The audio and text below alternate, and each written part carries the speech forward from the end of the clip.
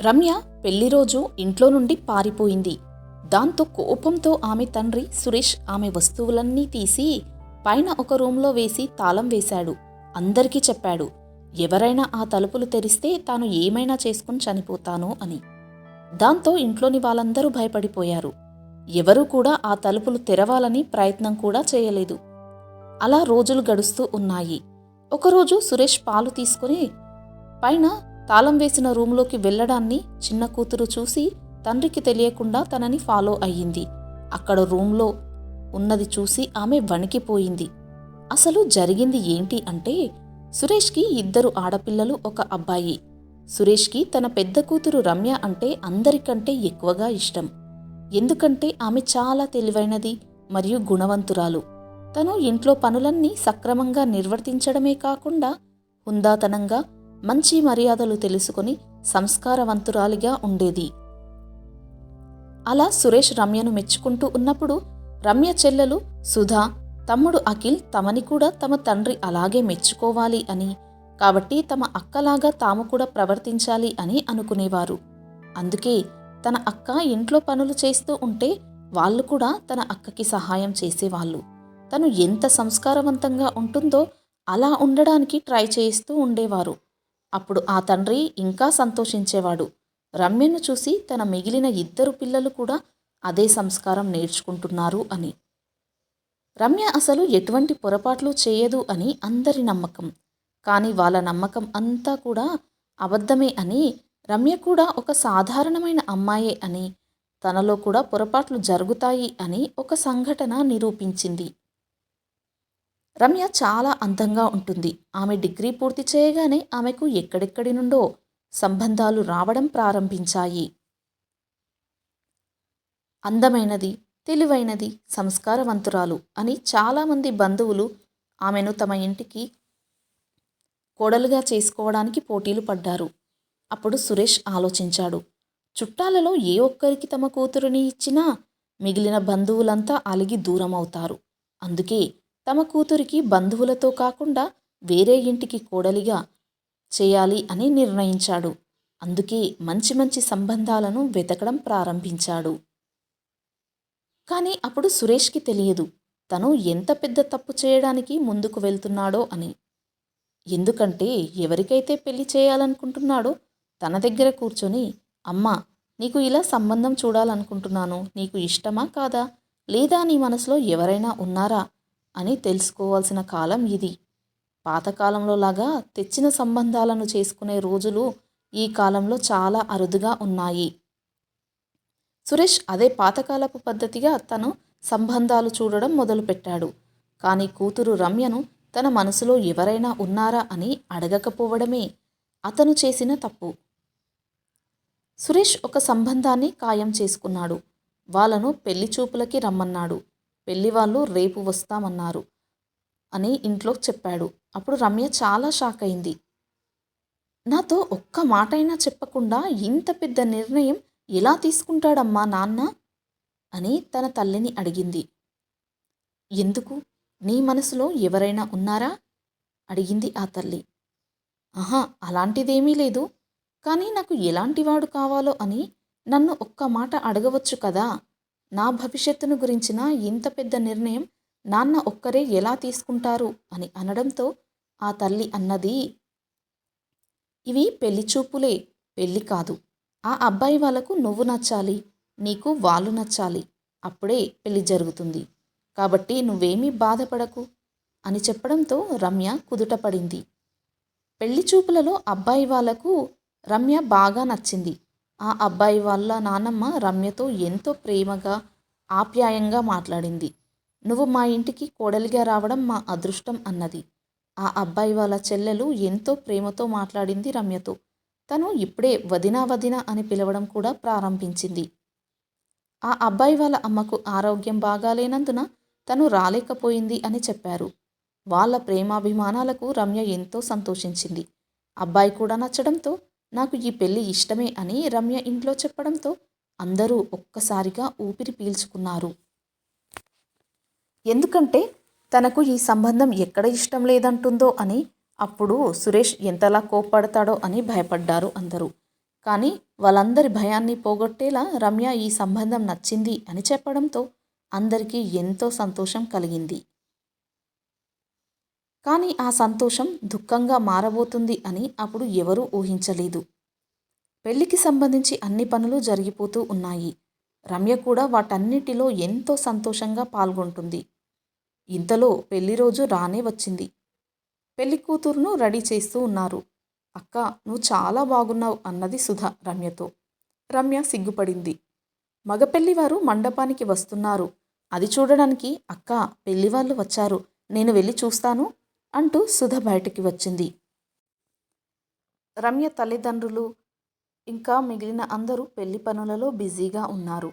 పెళ్ళికొడుకు ఎంతో అందంగా ఉన్నాడు అని చెప్పడానికి సుధ రమ్య దగ్గరికి వెళ్ళింది. కానీ తనకు రమ్య ఎక్కడా కనిపించలేదు. అక్క అని పిలిచింది, కానీ ఎక్కడా తను పలకలేదు. వేరే గదులలో వెతికింది, అక్కడ కూడా రమ్య లేదు. టెన్షన్ మొదలైంది సుధకు. తన తల్లి దగ్గరికి వెళ్ళి, అమ్మా అక్క ఎక్కడా అడిగింది. అక్కడే రూమ్లో ఉండి ఉంటుంది, రెడీ అయింది కదా అన్నది. లేదమ్మా, నేను ఇప్పుడే చూసి వస్తున్నాను, అక్క అక్కడ లేదు. లేకుండా ఎక్కడికి వెళ్తుంది, నువ్వు సరిగ్గా వెతుకు, వాష్రూమ్లో కూడా వెళ్ళిందేమో, వస్తుందిలే అంటూ ఆ తల్లి పెళ్లి పనులను చూసుకుంటూ ఉంది. అసలు తను ఏమాత్రం కూడా తన కూతురు ఎటువంటి పని చేస్తుంది అన్న అవగాహన లేకుండా ఉంది. అప్పుడు సుధా అంది, అమ్మా నీకు అర్థం కావడం లేదు, అక్క కనిపించడం లేదు, పెళ్లి వాళ్ళందరూ వచ్చారు, నీకు అర్థమవుతుందా నేను చెప్పేది అనగానే రమ్య వాళ్ళ అమ్మగారు సుధను తీసుకొని రూంలోకి వెళ్ళింది. అక్కడ రమ్య లేదు. వెతికింది, ఎక్కడా కూడా కనిపించలేదు. అప్పుడు వాళ్ళందరూ ఎంతో కంగారు పడుతున్నారు. ఇంతలో సురేష్ వచ్చాడు. ఏమైంది అడిగాడు. పెళ్లి కూతురు కనిపించలేదు అని చెప్పడంతో ఒక్కసారిగా షాక్ అయ్యాడు. ఎంత సంస్కారవంతురాలు, గుణవంతురాలు అనుకున్నాను, నన్ను ఎంత మోసం చేసి వెళ్ళిపోతుంది అనుకోలేదు. ఇప్పుడు చుట్టాలందరూ వచ్చారు, వారందరిలో నా పరువు ఏం కావాలి, నేను ఏ మొహం పెట్టుకొని తిరగాలి అంటూ బాధపడ్డాడు. అప్పుడు రమ్య తల్లి అన్నది, నేను రమ్యను అడిగాను తనకు ఈ పెళ్లి ఇష్టమా అని. తను సరే అన్నదప్పుడు. ఒకవేళ తనకు ఈ పెళ్లి ఇష్టం లేకుంటే ముందే చెప్పి ఉండాల్సింది, తన మనసులో ఎవరున్నారు అనేది. ఇలా మన ఇంటి పరువు తీస్తుంది అనుకోలేదు అని బాధపడసాగింది ఆ తల్లి. అది చూసి సుధా, అఖిల్ కూడా బాధగా ఉన్నారు. ఇప్పుడు ఏం చేయాలి, పెళ్లి వాళ్ళు చుట్టాలందరూ వచ్చారు, ఏం చేయాలి అంటూ మదన పడసాగాడు సురేష్.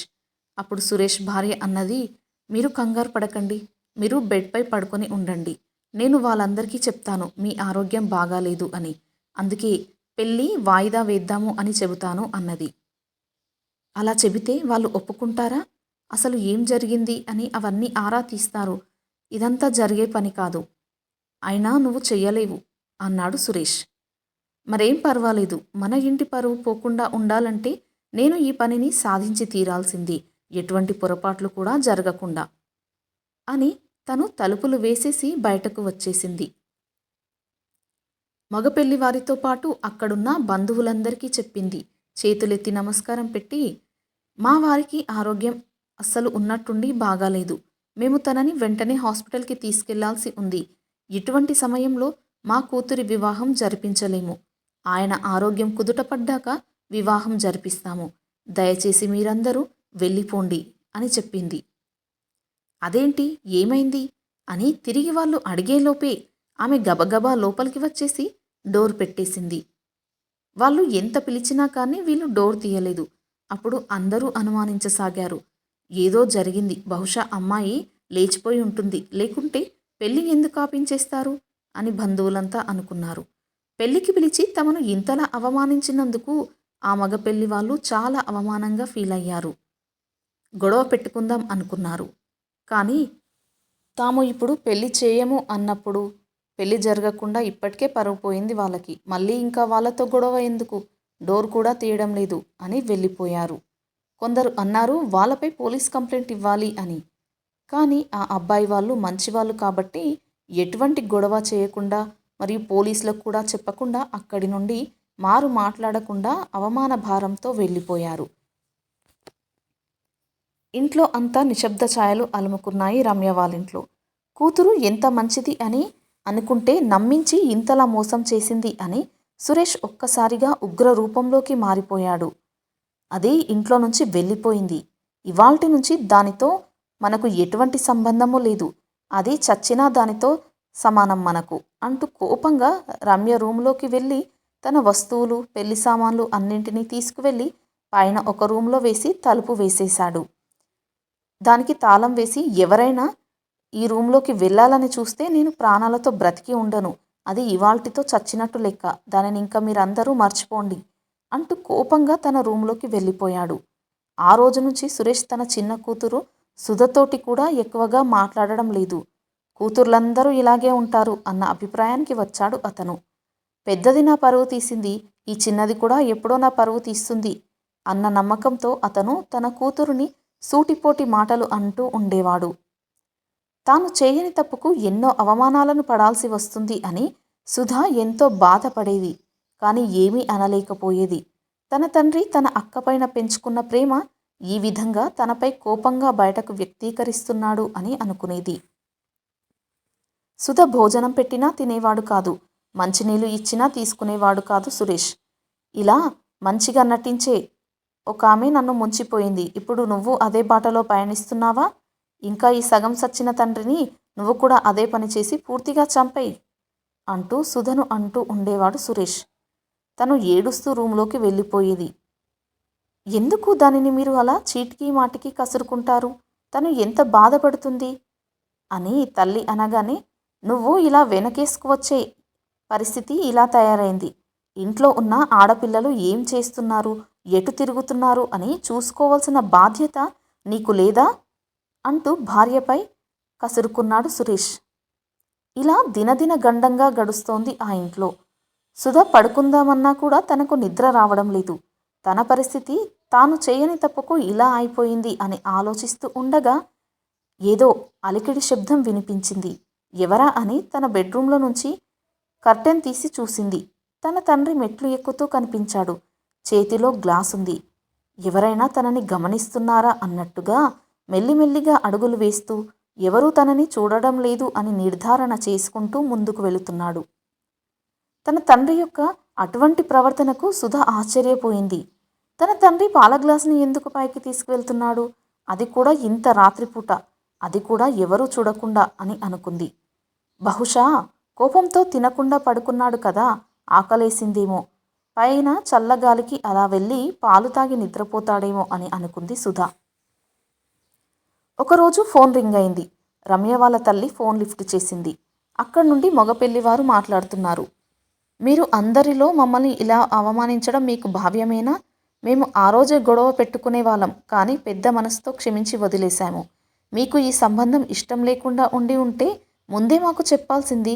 ఇలా ఇంటి వరకు పిలిచి అవమానించడం మంచి పద్ధతి కాదు అని ఆ అబ్బాయి వాళ్ళ నానమ్మ మాట్లాడుతుంది. అది కాదు అంటూ ఏదో చెప్పబోయే లేపోయే, సరే అండి, మీ పరిస్థితి నాకు అర్థమైంది. బహుశా మీ అమ్మాయికి ఈ పెళ్ళి ఇష్టం లేకుండా ఉండవచ్చును. అందుకే తను లాస్ట్ మినిట్లో ఈ పెళ్ళికి నిరాకరించి ఉండవచ్చును. మీరు బలవంతం పెట్టినందుకు ఒప్పుకున్నా కూడా పెళ్లి చేసుకోవడం ఇష్టం లేనందున తను మొండి చేసి ఉంటుంది. అందుకే మీరు అలా మమ్మల్ని పంపించేసి ఉంటారు అని అర్థమైంది. ముందు మీపై చాలా కోపం వచ్చింది మాకు, కానీ తర్వాత అర్థం చేసుకున్నాము. ఇప్పుడు మా బంధువులలో కూడా మా పరువు పోయినట్టు అయ్యింది. ఆడపిల్ల వాళ్ళు మగపెళ్లి వాళ్ళను ఇంటికి తిప్పి పంపించారు అంటే మాకు ఎంతో అవమానంగా ఉంది.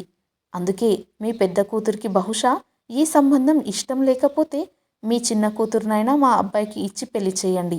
అప్పుడు మా బంధువులలో ఎటువంటి అనుమానాలు రావు. మీరు చెప్పిందే నిజం అనుకుంటారు. మీ వారికి ఆరోగ్యం బాగాలేనందునే ఆ రోజు పెళ్లి క్యాన్సిల్ అయ్యిందని, తర్వాత తిరిగి ఆరోగ్యం కుదుటపడ్డాక మళ్ళీ పెళ్లి జరిపిస్తున్నారు అని అనుకుంటారు. పైగా మీరు ఎంతో మంచి మనుషులు అని తెలుసుకున్నాము. మీ ఇంటి నుంచి అమ్మాయి మా ఇంటికి రావడం మాకు సంతోషమే. మీరు ఆలోచించి మీ నిర్ణయాన్ని మాకు రేపు తెలియచేయండి అన్నది ఆ అబ్బాయి వాళ్ళ నానమ్మ. ఆ మాటలు విని ఆ తల్లి ఆశ్చర్యంతో పాటు సంతోషము పడింది. సురేష్ రాగానే జరిగిన విషయాన్ని చెప్పింది. అప్పుడు సురేష్ గట్టిగా అరుస్తూ చెప్తున్నాడు, నీకసలు బుద్ధుందా? వాళ్ళతో ఎవరు మాట్లాడమన్నారు నిన్ను? వాళ్ళతో ఎటువంటి సంబంధం అవసరం లేదు మనకి. ఆ ఇంటికి ఏ కూతుర్ని ఇచ్చే ప్రసక్తే లేదు. మళ్ళీ ఇంకోసారి వాళ్ళ పేరు ఇంట్లో ఎత్తితే నేను ఊరుకోను అంటూ కోపంతో అరుస్తున్నాడు. అతను ఎందుకు ఇలా ప్రవర్తిస్తున్నాడో ఎవరికీ అర్థం కాలేదు. బహుశా రమ్య ఇంట్లో నుంచి పారిపోయినందుకు కోపంతో అతని మానసిక స్థితి బాగాలేనట్టుంది అని అందరూ అనుకున్నారు. ఇంట్లో అంతా సంతోషమే లేకుండా పోయింది. ఎప్పుడూ దిగులు, కోపము, చిరాకులు, అరుపులతోనే గడిచిపోతుంది సుధకి. అక్కా, నువ్వు ఎక్కడున్నావసలు? ఎందుకు నువ్వు ఇంత పని చేశావు? నీ మనసులో ఎవరున్నారో ముందే చెప్పి ఉంటే వాళ్లతో నీ పెళ్లి జరిపించడానికి ప్రయత్నించేది అమ్మ. కానీ నువ్వు ఈ పెళ్లి ఇష్టమే అని చెప్పావు. కానీ లాస్ట్ మినిట్లో ఇలా వెళ్ళిపోయి ఇంట్లో అందరికీ దుఃఖాన్ని మిగిల్చావు. ఎందుకక్కా అని సుధ ఆలోచన చేస్తూ కూర్చుండిపోయింది పడుకోకుండా. అలా ఆలోచిస్తూ ఉండగా ఏదో అలికిడి శబ్దం వినిపించి మళ్ళీ కిటికీలో నుంచి చూసింది. మళ్ళీ అదే సీన్ రిపీట్ అయింది. తన తండ్రి అప్పటిలాగానే చేతిలో గ్లాస్, అందులో పాలు పట్టుకొని మెట్లు ఎక్కుతున్నాడు. ఎవరూ తనని గమనించకూడదు అన్నట్టుగా. సుధ తల్లి నిద్రపోయింది. ఎందుకు నాన్న ఇలా ప్రవర్తిస్తున్నాడు అని తెలుసుకోవాలనుకుంది సుధ. అందుకే మెల్లిగా తన తండ్రిని అనుసరించింది, తండ్రికి కనిపించకుండా. సురేష్ తను తాళం వేసిన రూమ్ని ఎవరికి లోపలికి వెళ్ళవద్దు అని చెప్పిన రూమ్ ఉన్న దగ్గరికి తాళం తీసి ఆ గది లోపలికి పాల గ్లాసును తీసుకొని లోపలికి వెళ్ళాడు. ఇది చూసి సుధ షాక్ అయింది. అదేంటి, నాన్న మమ్మల్ని ఎవరినీ వెళ్ళవద్దు అని చెప్పి తను మాత్రం ఎందుకు వెళ్తున్నాడు? ఒకవేళ అక్క గుర్తుకు వచ్చి తన ఫోటో చూడడానికి వెళ్ళాడు అనుకున్నా చేతిలో పాల గ్లాస్ ఎందుకుంది? అసలు ఏం జరుగుతుంది అని తెలుసుకోవాలన్న ఆతృతతో సుధా మెల్లిగా తన తండ్రికి కనిపించకుండా లోపలికి తొంగి చూసింది. అంతే, అక్కడ ఉన్న దృశ్యం చూసి ఒక్కసారిగా వణికిపోయింది సుధ. తన కాళ్ళ కింద భూమి కంపించినట్టుగా అయ్యింది. తల తిరిగింది. ఏమిటి ఇది? తను చూస్తుంది నిజమా లేక కల? ఇంట్లో నుండి పారిపోయింది అనుకున్న అక్క రూమ్లో గదిలో కూర్చొని ఏడుస్తూ ఉంది. తనకు తన తండ్రి పాలు అందించి తాగమన్నాడు. అక్క నాన్నని కోపంగా చూస్తుంది. అసలు ఎందుకు నువ్వు నన్ను ఇలా హింసిస్తున్నావు? నేను నీకు ఏం పాపం చేశాను? నన్ను ఎందుకు ఈ గదిలో బంధించావు అంటూ అడుగుతూ ఉండగా సుధ లోపలికి వెళ్ళింది. అది చూసి ఆ తండ్రి ఒక్కసారిగా షాక్ అయ్యాడు. అక్క అంటూ సుధ వెళ్ళి అక్కను పట్టుకుంది. రమ్య సుధను పట్టుకొని గట్టిగా ఏడవడం మొదలుపెట్టింది. ఎప్పుడూ తండ్రి మాటకు ఎదురు చెప్పని సుధ ఈరోజు ధైర్యంగా తండ్రి ఎదుట నిలిచి మాట్లాడింది. నాన్న, ఏంటి మీరు మా అందరికీ అక్క పారిపోయింది అని నమ్మించి మీరు అక్కని రూమ్లో పెట్టి బంధించారా? అందుకేనా మమ్మల్ని ఎవరిని రూమ్లోకి రావద్దు అన్నారు? ఎందుకు ఇలాంటి పని చేశారు మీరు? అసలు మీరు పక్కకి జరగండి, ముందు అక్కను నేను ఈ బందిఖానా నుండి విడిపిస్తాను అంటూ రమ్య చేయి పట్టుకొని సుధ కిందికి తీసుకొచ్చింది. అమ్మా, అమ్మా అంటూ పిలిచింది. తల్లి తమ్ముడు పరిగెత్తుకుంటూ వచ్చారు ఇద్దరు ఏం జరిగింది అని. రమ్యను చూసి వాళ్ళిద్దరూ షాక్ అయ్యారు. జరిగిందంతా సుధ చెప్పింది వాళ్ళకి. సురేష్ తలదించుకొని కూర్చున్నాడు. అసలు ఇదంతా ఏంటి? మీరు ఎందుకు ఇలా చేశారు అడిగింది భార్య. దయచేసి నన్ను క్షమించండి, నేను ఇలా చేయక తప్పలేదు అన్నాడు. ఎందుకు తప్పలేదు? ఆనాడే పెళ్లి చేసి ఉంటే కూతురు ఎంచక్కా ఇప్పుడు అత్తవారింట్లో ఉండేది. అలా కాకుండా మీరే గదిలో దాచిపెట్టి మీరే పారిపోయింది అని అందరినీ నమ్మించి పరువు తీసింది అని మీరే మళ్ళీ ఇంట్లో గొడవ పెట్టుకోవడం ఏంటి అడిగింది భార్య. అందరి కళ్ళల్లో కూడా అవే ప్రశ్నలు. అప్పుడు సురేష్ చెప్పడం ప్రారంభించాడు భార్యతో. నీకు తెలుసు రమ్య మన సొంత బిడ్డ కాదు అని, నీకు కూడా తెలుసు కదా అనగానే రమ్య, సుధ, అఖిల్ ముగ్గురు షాక్ అయ్యారు. అవును అన్నది రమ్య తల్లి. ఏంటి, నేను మీ కూతుర్ని కాదా? ఎప్పుడు నాకు ఆ విషయం చెప్పలేదేంటి? అసలు నేనెవరిని, అనాథనా అడిగింది రమ్య ఏడుస్తూ. అప్పుడు సురేష్ చెప్పాడు, నువ్వు నా చెల్లెలు కూతురువి. నా చెల్లెలంటే నాకు ఎంతో ఇష్టం ఉండేది. తనకు చిన్న వయసులోనే పెళ్లి చేశారు మా అమ్మ వాళ్ళు. నువ్వు పుట్టాక కొన్ని రోజులకే మీ నాన్నగారు చనిపోయారు. అప్పుడు మీ నాన్నమ్మ వాళ్ళు మీ అమ్మను పుట్టింటికి పంపించేశారు నీతో సహా. అప్పుడు నేను ఆలోచించాను, నా చెల్లెలు నిండు నూరేళ్ల జీవితం ఇలా మోడు వారిపోయినట్లుగా ఉండకూడదు అనుకున్నాను. అందుకే తనకు రెండవ పెళ్లి చేద్దాం అనుకున్నాను. సంబంధం చూశాను మంచిది, కానీ తనకు ఈ సంబంధం ఇష్టం లేదు అన్నది. అప్పుడు నేను చెప్పాను, ఈ సంబంధం చాలా మంచిది, నీ భవిష్యత్తు బాగుంటుంది అన్నాను. కానీ తను పెళ్లి రోజు ఇంట్లో నుండి వెళ్ళిపోయింది పెళ్లి ఇష్టం లేక. తర్వాత ఎక్కడో చనిపోయింది అనుకున్నాను. కానీ అలా పారిపోయిన తను ఇప్పుడు తన జీవితంలో సెటిల్ అయింది, వేరే అతనిని మ్యారేజ్ చేసుకుంది. నిన్ను మేము మా సొంత బిడ్డలాగే పెంచాము. అయితే ఆ పెళ్లి రోజున పెళ్లి వాళ్ళతో పాటు ఆ పెళ్లి కొడుకు వాళ్ళ అమ్మ కూడా ఇక్కడికి రావడం గమనించాను. అది చూసి నేను ఒక్కసారిగా షాక్ అయ్యాను. ఎందుకంటే ఆ పెళ్ళికొడుకు వాళ్ళ అమ్మ ఆ రోజు పెళ్లి చూపులకు రాలేదు, తనకు ఆరోగ్యం బాగాలేక హాస్పిటల్లో ఉండి. అయితే పెళ్లి రోజు ఇక్కడికి రావడం గమనించాను. అప్పుడే తెలిసింది తను మరెవరో కాదు, సొంత నా చెల్లెలు అని, స్వయంగా పెళ్ళికొడుకుకి అమ్మ అని. అంటే ఆ పెళ్ళికొడుకు నీకు తమ్ముడితో సమానం. అందుకే ఈ పెళ్ళి జరగకూడదు అనుకున్నాను. అదంతా విని అందరూ ఆశ్చర్యంగా వింటున్నారు. అప్పుడు రమ్య అడిగింది, నాన్న, ఇదే విషయం ఆ రోజు నువ్వు నాకు చెప్పి ఉండవచ్చును కదా. తను నీకు తమ్ముడు అవుతాడు, ఆమె మీ అమ్మ అని. మరి ఎందుకు నాన్న ఇలా రూమ్లో బంధించావు? అందుకు నన్ను క్షమించమ్మా. కానీ దానికి ఒక కారణం ఉంది. నాకు భయం వేసింది. నువ్వు కూడా మీ అమ్మ కూతురువే కదా, ఎంత కాదనుకున్నా నీకు ఆ తల్లి లక్షణాలు వచ్చి ఉంటాయేమో అని అనుకున్నాను. ఈ పెళ్ళి వద్దంటే నువ్వు నేను చెప్పేదంతా అబద్ధం అనుకుని ఇంట్లో నుంచి పారిపోతావేమని భయపడ్డాను. అలా పారిపోతే నీపై నేను పెంచుకున్న ప్రేమ ఏమైపోతుంది? అలాగే నా పరువు ఏమవుతుంది అని ఆలోచించి ఆ రోజు తొందరలో ఏం చేయాలో అర్థం కాక నిన్ను గదిలో వేసి దాచి ఉంచాను అన్నాడు సురేష్. అప్పుడు అందరూ అన్నారు, కానీ మీరు ఎంతో ఆలోచించి సరైన నిర్ణయం తీసుకున్నాను అని అనుకుంటున్నారేమో, కానీ అలా అస్సలు కాదు. మీరు ఎంత పెద్ద తప్పు చేశారో అని ఇన్ని రోజులుగా అక్కను రూమ్లో బంధించడం భావ్యమేనా? కేవలం మీ అనుమానంతో పరువు పోతుందేమో అని అనుకుని ఇలా చేశాను అంటున్నావు. కానీ పరువు ఎప్పుడో పోయింది కదా నిధి. మీ కూతురు ఎక్కడికో పారిపోయింది అన్నట్టుగా అందరూ అనుకుంటున్నారు కదా అని రమ్య అనడంతో, లేదమ్మా, ఎవరూ అలా అనుకోరు. నాకు ఆరోగ్యం బాగాలేనందువలన ఈ పెళ్లి క్యాన్సల్ చేయించాము అని అందరూ అనుకునేలా చేశాము అంటాడు సురేష్. అప్పుడు సుధ అంటుంది, లేదు నాన్న, మీరు చేసింది అస్సలు కరెక్ట్ కాదు. మీరు అలా అక్కని బంధించకుండా అందరి ముందే విషయం ఇది అని ఆ పెళ్లి వాళ్ళ ముందే చెప్పి ఉంటే అప్పుడు ఏ సమస్య ఉండేది కాదు, అందరూ అర్థం చేసుకునేవారు అనగానే సురేష్ ఎంతో బాధపడ్డాడు. కళ్ళలో నుండి నీళ్లు కారిపోతున్నాయి.